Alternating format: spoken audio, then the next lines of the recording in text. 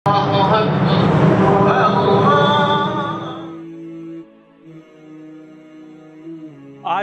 हज को महफूज और फौरी नक्ल हमल के लिए सऊदी हुकूमत ने ई स्कूटी के इस्तेमाल की इजाजत दे दी। इस साल हज सीजन में आज़मीन इस जदीद सहूलत से इस्तिफादा कर सकेंगे।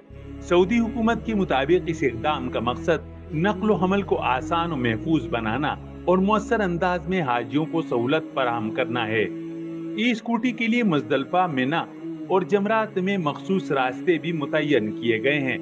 हर रास्ता तकरीबन 1.2 किलोमीटर लंबा और 25 मीटर चौड़ा रखा गया है, जहां पैदल चलने वाले हाजियों के साथ ई स्कूटी इस्तेमाल करने वाले हुज्जाज भी महफूज तौर पर सफरी सहूलियात से फायदा उठा सकेंगे। सऊदी वजारत हज के मुताबिक 15 किलोमीटर फी घंटे की हद रफ्तार वाली इलेक्ट्रिकल स्कूटी नक्ल हमल की जदीद और महफूज सहूलत और वक्त की बचत को यकीनी बनाने में मुआविन है, जिसके जरिए हुज्जाज के मजमूई तजर्बे में नुमाया बेहतरी आएगी। दूसरी जानिब मदीना मुनव्वरा में भी सऊदी वजारत सेहत की शाख ने मस्जिद नबवी के करीब स्मार्ट रोबोट सर्विस का आगाज कर दिया है, जिसका मकसद दुनिया की 96 से जायद जबानों में हुज्जाज की हिफाजत और आगाही के लिए पैगामात, रहनुमाई और सेहत से मुताल्लिक हिदायत पेश करना है।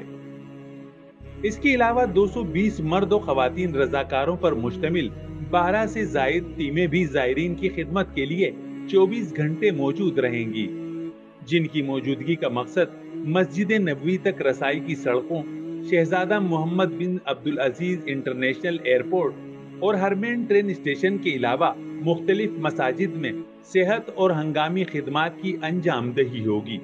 उम्मीद है आपको ये रिपोर्ट पसंद आई होगी।